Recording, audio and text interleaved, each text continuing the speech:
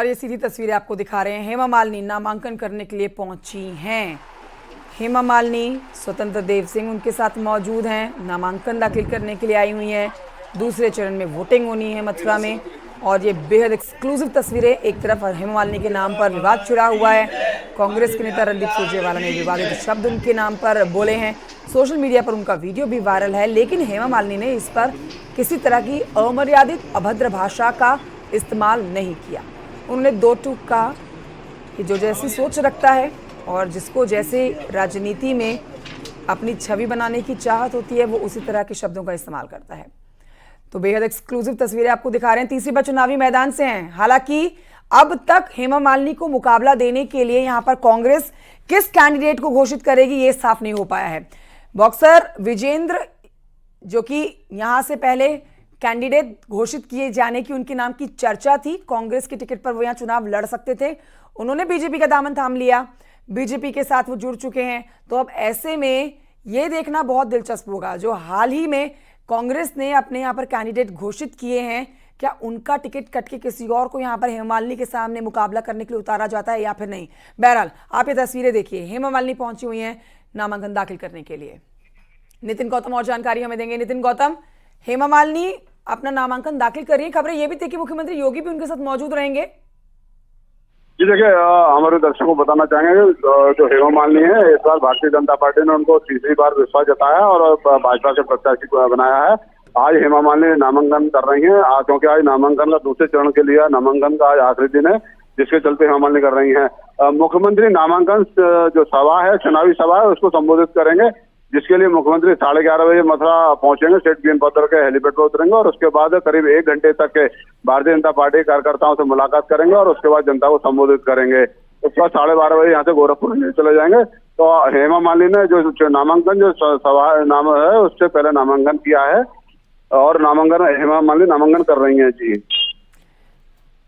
तो ये जो तस्वीरें हम दिखा रहे हैं, नामांकन के दौरान की तस्वीरें हम अपने दर्शकों को दिखा रहे हैं, क्योंकि आज आखिरी दिन है दूसरे चरण के लिए नामांकन दाखिल करने का और समय से पहले ही पहुंच गई हैं हेमा मालिनी, जो कि बीजेपी की कैंडिडेट हैं।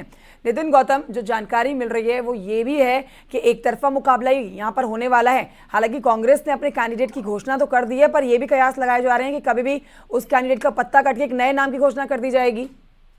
जी देखिए, मैं बताऊं, आप जो जिस तरीके से जो नाम कटने और बढ़ने की स्थिति थी, उस पर आज विराम लग जाएगा, क्योंकि नामांकन की आज अंतिम तारीख है।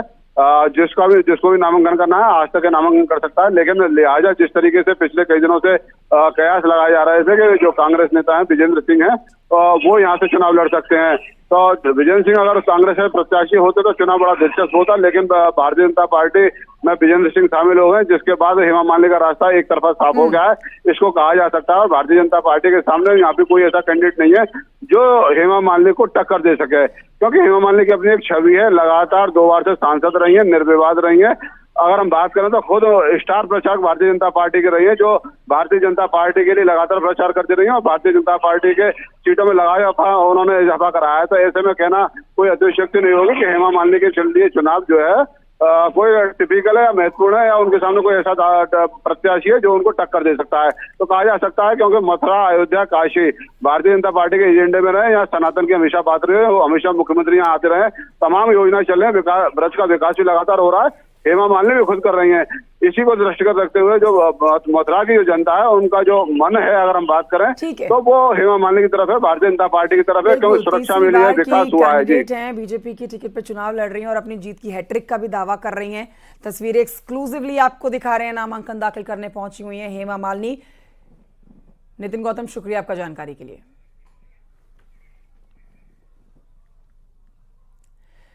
उधर हरियाणा के कैथल में कांग्रेस सांसद रणदीप सुरजेवाला का जो विवादित बयान है, सोशल मीडिया पर वो तेजी से ट्रेंड कर रहा है, वायरल हो रहा है। इस वीडियो में सुरजेवाला हेमा मालिनी के लिए बेहद अभद्र भाषा का इस्तेमाल कर रहे हैं। सुना भी नहीं सकते हम आपको वो बयान। इस बयान पर विवाद बढ़ता देख सुरजेवाला ने सफाई दी है। वो कहते हैं कि उनके बयान को बहुत ही सिलेक्टिव हिस्से को ही सुनाया जा रहा है, पूरा बयान कुछ और ही है। वो देखिए, सोशल मीडिया प्लेटफॉर्म एक्स पर ये पोस्ट उन्होंने किया है, जिस पर सीधे तौर पर आरोप बीजेपी पर लगा रहे हैं। कह रहे हैं भाजपा की आईटी सेल काट छांट करके, तोड़ मरोड़ करके, फर्जी झूठी बातें फैलाने के लिए तो वो आदी है ही। अब हर बार की तरह इस बार भी ऐसा ही किया जा रहा है ताकि वो हर रोज मोदी सरकार की युवा विरोधी, किसान विरोधी, गरीब विरोधी नीतियों, विफलताओं और भारत के संविधान को खत्म करने की साजिश से देश का ध्यान भटका सकें। तो एक तरफ ये रणदीप सुरजेवाला का विवादित वीडियो और दूसरी तरफ आज हेमा मालिनी का नामांकन।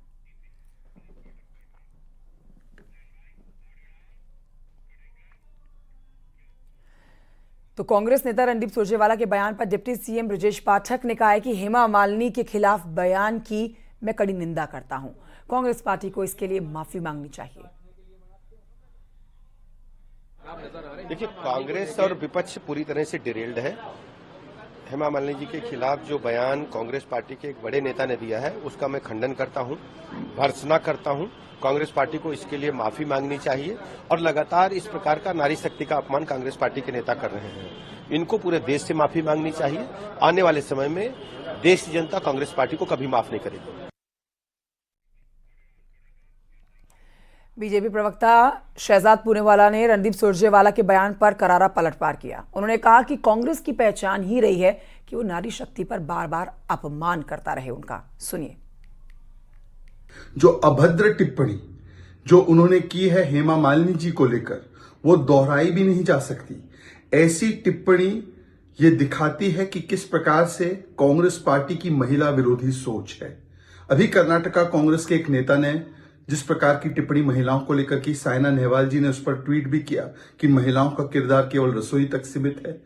उससे पहले सुप्रिया श्रीनेत ने जो कंगना रनौत और पूरे मंडी और हिमाचल का अपमान करने वाला पोस्ट किया, आज तक किसी ने ये नहीं पूछा कि प्रियंका वाड्रा, खड़गे जी, राहुल जी ने उन पर कार्रवाई क्यों नहीं की, क्योंकि अभी तक उनके हैंडल से उस पोस्ट को करने वाला पकड़ा ही नहीं गया, मिला ही नहीं।